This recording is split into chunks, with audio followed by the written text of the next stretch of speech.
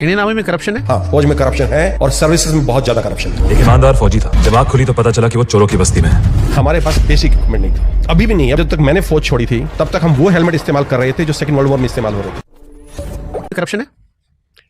देखिए, अब आप मुझे मरवाएंगे बोल के कि मैं हाँ बोलूंगा तो मुझे इतने मेरे फौज के अंदर मेरे यार दोस्त हैं, सब मैं वहीं से पला बड़ा हूं। काफी लोग मुझे इस चीज के लिए करेंगे, लेकिन हाँ, फौज में करप्शन है और सर्विसेज में बहुत ज्यादा करप्शन है। किस लेवल पे कैसे करप्शन? लेवल मैं नहीं जानता, क्योंकि मैं उसे किस तरह करप्शन?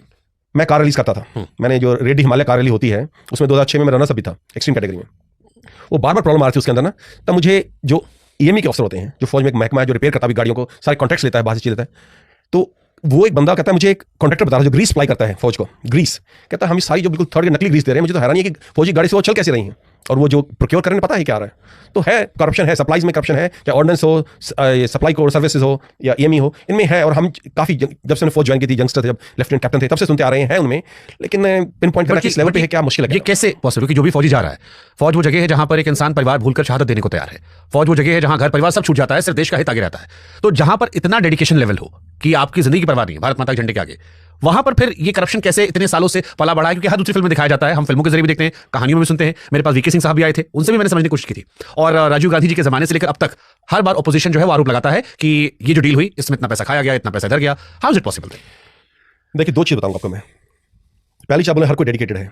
फौज में जब भर्ती होते हैं ना, अफसर हैं, जवान हैं, आपको बताता है आप चूज करें आप किस महकमे में जाना चाहते हैं। फौज के अंदर, फौज में लड़ाई के महकमे है, इन्फेंट्री है, आर्मर है, आर्टिलरी है, जो जाके फ्रंट पे लड़ते हैं दुश्मन के आमने सामने। फिर कुछ महकमे जो पीछे रहते हैं, आपको दाल चालीस सप्लाई करना, राशन सप्लाई करना, आपको हथियार सप्लाई करना, कपड़े सप्लाई करना, आपकी गाड़ी रिपेयर करना। ये लोग फेस टू फेस कभी नहीं आते लड़ाई में। हाँ, मुश्किल कंडीशन में पहुंच सकते हैं, कोई बमबारी हो सकती है, खतरा इनको भी रहता है, लेकिन आमने सामने लड़ाई में कभी इनका मतलब वो नहीं होता। बहुत से लोग जाके सीधा ये करते हैं कि हमें सप्लाई में जाना है, हमें ऑर्डिनेंस में जाना है, हमें ये में जाना है। वो कभी ओपन नहीं करते, डरते हैं किस तरह हमारा इन्फेंट्री में ना आ जाए। तो ऐसा नहीं, मैं नहीं बोलूंगा कि हम कोई दूध के धुले हैं, कोई ऐसे कि हर कोई आता है कि मैं लड़के देश के लिए शहीद होने के लिए आया हूँ। बहुत से लोग जो सिर्फ नौकरी के तौर पर आते हैं। दूसरा, जो आपने बोला कि बड़ी बड़ी डील में करप्शन सुना है, हम छोटी डील क्यों नहीं करते हैं? जैसे मैंने आपको पहले बताया, हमारे देश की फौज की रीढ़ की हड्डी वो है इन्फेंट्री। जब तक दुश्मन की जमीन इन्फेंट्री जवान के बूट के नीचे नहीं होगी, जीत पक्की नहीं होती है। क्या आप कितने बम गिरा लें जहाज, कितने आपके शिप्स जो समुद्र में बमबारी करते रहें, पूरा पाकिस्तान तबाह कर दें, चीन तबाह कर दें, जब तक इन्फेंट्री सोल्जर वहां पहुंच के जमीन अपने बूट के नीचे नहीं रखेगा, जीत पूरी नहीं हुई है। और जैसे आपको बोला ये सब भी खत्म हो जाएंगे ना, सारी जहाज, शिप्स, तोप, इन्फेंट्री जवान तब भी लड़ेगा और आखिर में लड़ता रहेगा।